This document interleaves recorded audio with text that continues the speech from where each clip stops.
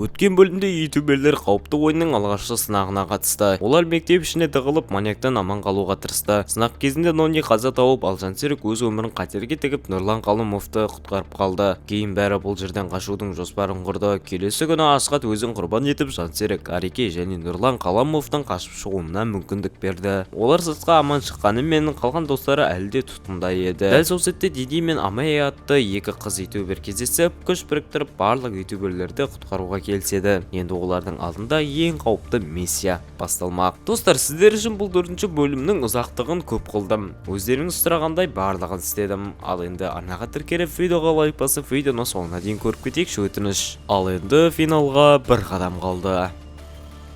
Сендердің достарыңды кім алып кеткенін білесіңдер ме? Нақты кім екенін танымаймыз, бірақ қара фургонмен алып кеткен еді. Сендердің достарыңды бірінші құтқарады екенбіз. Неден бастаймыз? Негізі ол жақта качок күзетшілер бар. Солардан абайлау керек, және көмекші қыз бар.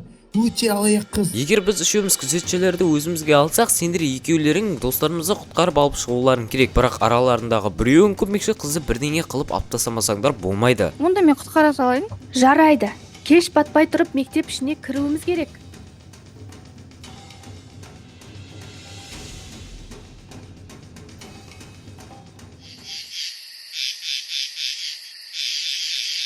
Қашан келеді екен? Біз лақтырып кететін сияқты. Өзім қашқанында құтқаратын едім давно. Чина уайымдама, сен емес, олар өз достарын лақтыратындай. Ауыр кетті Чина, шыдамас едім.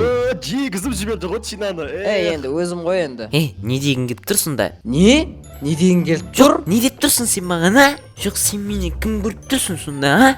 Кім көріп тұрсың деймін саған? Чина, қой болды, Чина қуасың. Чина, болды, қоя Қоя сал. алмаймын.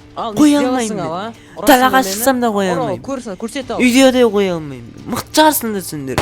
Тоқтатыңдар болды. Сендердің кесірлеріңнен бос менің дәрежем түсіреді оңбағанда. Бізді басында алдағың келіп еді ғой. Енді ютубер достарымыз сендердің жазаларыңды береді. Оттапсың. Ей құл, қорғанысты күшейтіңдер. Бұлт Ханшайым, бір айтқан сөзіңіз мөлдірген көзіңіз ғой. Сосын сендер қалай ютуберлерді қашырып алғансыңдар? Мен емес оған, Джексон кінәлі ғой, Джексон шақырсаңызшы. Джексон, бері келші. Еба, Джексон қана осаған пример. Ой, не істер атсыздар, ой. Сенде қателіктер бізге лайық емес. Құл, мынаның шаруасын бітір. Джексон кешір, бірақ сен кетсең қайта айлықты да зато екі есе аламды. Бір жолға кешір. Ондан Ханшайым, мінекей. Жарайсың. Сендердің күштерің мыналарға точно жете ма? Сондықтан бірге жұмыс істеп алуымыз керек. Дұрыс айтасың, брат, мыналар аңқаулау кішкене, бірақ ішінде бір ақылдысы бар. Екі есе дәут денесі Енді мыналарды қиналып отатын болсақ, ақылдысы қалай болады екен? Жүр кеттік, Джеки. Кеттік онда, біз бірінші бастайық.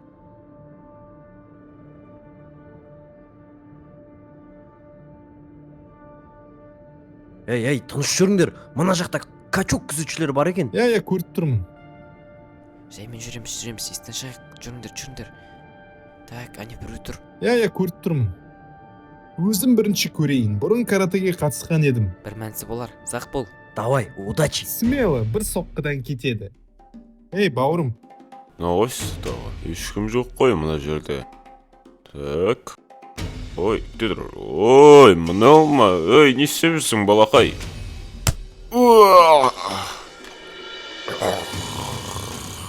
Молодец, хорош. Басқалар естіп қоймасын. Ары қарай жылжайық. Онда кіруіміз керек па ішке? Иә, солай айтқан. 5 минутта жетер ме екен? Білмеймін, ал көрек. Бәрін уақытында істейік жоспар бойынша. Абай, сіз әдемі екенсіз. Нөміріңізді бересіз ба? Өзім жоқ, мына балаға бар ғой. Өз кайфы өзінде әйтеуір. Мынау маған дәл екен. Қазір өзім көріп тастаймын. Тағайсың ау. Наделны кішкентай Ей, болды. Исуас.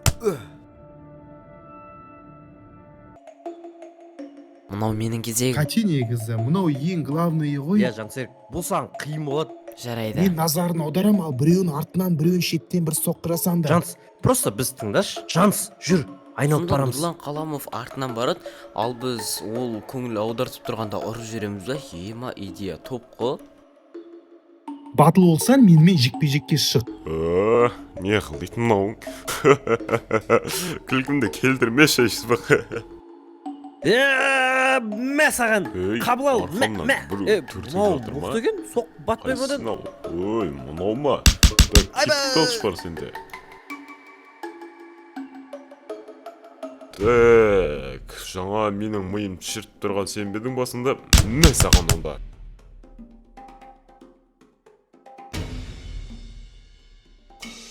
Мені әрқашан төбеле салмайсың деп мүмкіндік бермеді. Тіпті жаңа екеуі де маған бұл қауіпті деді. Кішкентай кезімде де дәл осындай еді. Па, қазір Роналду сияқты мә, кеттің гол. Братишка, тобыңды бізге беріп кетші, жаңа салып береміз. Бер алғанда жігіттер бірге ойнасақ бола ма? Просто мамам алып беріп еді. Бауырым кім алып берсе не қылайын, братан айтып тұрған соң берсінші. Бауырым тісінің ортасына сөйлемей қой, сен өйтіп маған. Да, Гүлбану, жүрші Тони сындып жақна. Сені Тониді тісіңнің ортасына сөйлемей дейсің, жолын тасап кетесің ол үшін. Мен тісімді тау. Мә саған сен Тони жамандаған үшін. Ё-бай, жігіттер тобым қачасаңдаршы, еркектікке жатпайды ғой. Атау бәсі көтеріледі. Жүр Тони кеттік.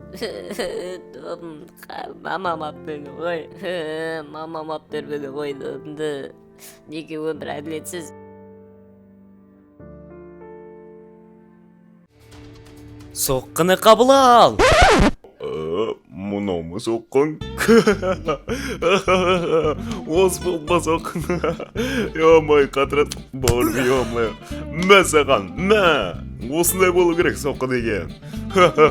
Бот. Қалайша?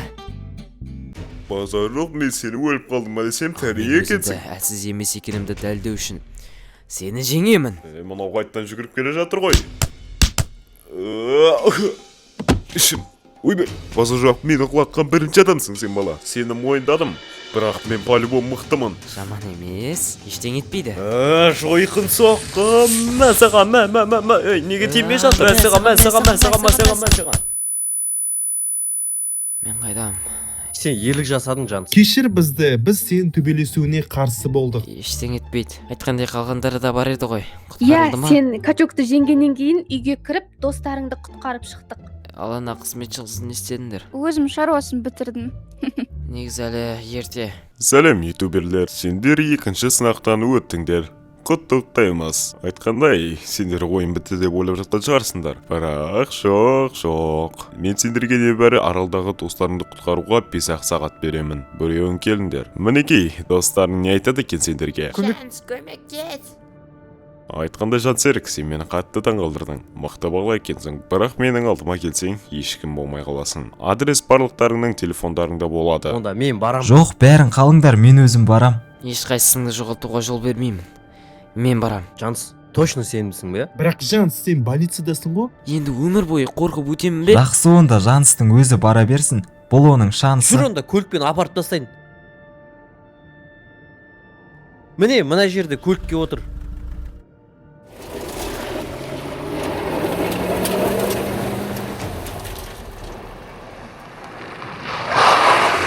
Ал Жанс, келдік. Жансерік, сәттілік ал. Иә, рахмет. Болды онда, саған сенеміз. Осылайша Жансерік аралдағы достарын құтқарып алу үшін белгісіз адамның айтқан адресіне жол тартады.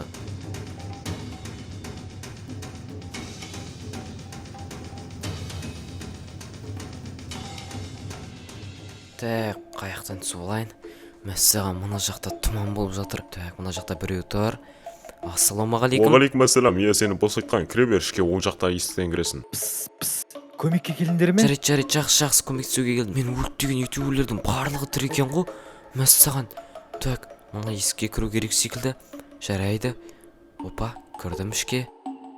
О, менің көптен күткен қонағым келіпті ғой. Сен таза сатқынсың. Оған өздерің кінәлісіңдер. Сені вообще түсінбедім. Өмірге ренжулі біреу екенсің. Сен кімсің жалпы? Менің кім екенім сендерге қызық па? Иә, маған қызық бұл. Қандай сатқын мына масканың артында отырғаны? Онда міне менің түрім. Мүмкін емес. Сен екен ғой, бәрін істеген. Жоқ бұлай. Жоқ. Достар, көптен күткен 4-ші бөлім бітті. Ал енді келесі серияда финал болады. Ютуберлерді бұндай жағдайға түсіріп қойған сатқын кім? Оны бірге келесі серияда анықтайтын боламыз. Ал енді арнаға тіркеліп видеоға лайктарыңызды басып кетіңіздер. Айтқандай 4-ші бөлім ұзақ уақыт шықпаған болатын. Сондықтан кешірім сұраймыз.